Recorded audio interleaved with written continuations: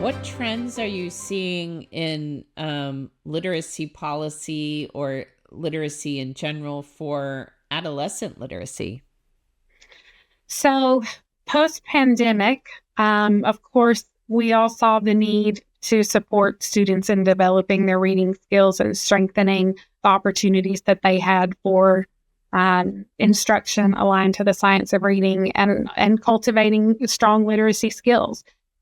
We knew that the impact would carry forward from the interruption that happened with learning during the pandemic, and we started thinking about how can we support those learners that are already beyond third grade. North Carolina, when they overhauled their policy in 2021 for literacy, they actually extended their supports through fifth grade. So that was an early model for that. Then Virginia passed an adolescent literacy policy in 2023. And Indiana did so just this year in 2024. Florida also has been a model. They have had some elements of adolescent literacy support already embedded with their Just Read Florida initiative for many years. But we know that reading problems, as much as we would love to say that we've solutioned them by third grade, it just isn't true for all students. And so we believe that it's essential to support adolescents in achieving the skills that they may not have developed in the prime years of elementary school. And so part of that means that teachers in the upper grade levels need to have some understanding of how to identify these kids. Then what do you do with them? And more often than not, and as a former middle school teacher, I was seeking support and how to help students who were struggling readers access the content. And then being a middle school interventionist at one point in my career, I know how critical it is for us to support those students where they are and help fill the gaps for them to be successful in the future. And so we did publish a model policy for adolescent literacy last year in 2023. And we actually have been hard at work on some adolescent literacy resources during this year, 2024, that should be released in the near future. But we know that it's critical that states look beyond just that third and fourth grade piece to be sure that we're supporting all students who need an opportunity to improve their literacy skills. I love that. This idea, you're right, everybody focuses on grade 3, including putting all their, quote unquote, good teachers in third grade, but we know we really need to start in kindergarten.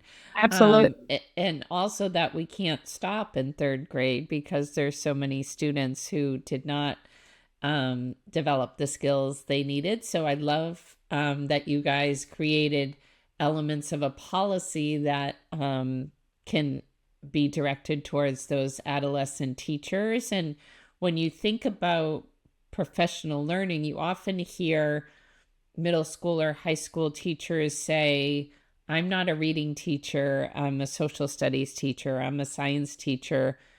But I feel like every teacher is a reading teacher because we know that about 85% of all curriculum is presented through reading.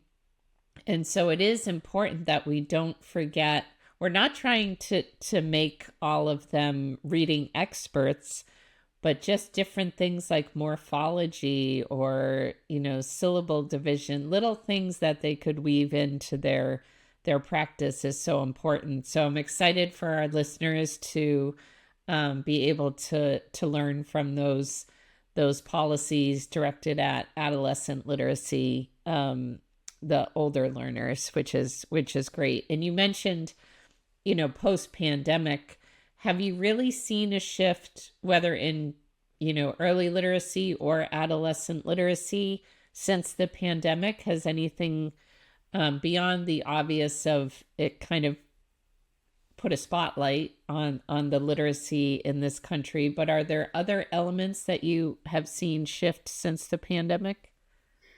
I think so. I think that some of the things that I believe were impacted is parent awareness, stakeholder awareness, parents watching their students learn from home in remote learning situations. They got that front row seat to what was happening. And I think it led to questions for some parents. And I think that policymakers have been responsive to the parent outcries that have come.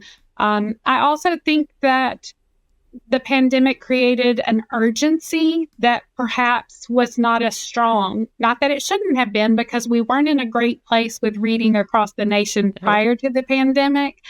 But I think that it provided a new spotlight that led to a higher level of responsiveness than we'd seen, and that urgency led to momentum. I think Emily Hanford's podcast told a story. Also, her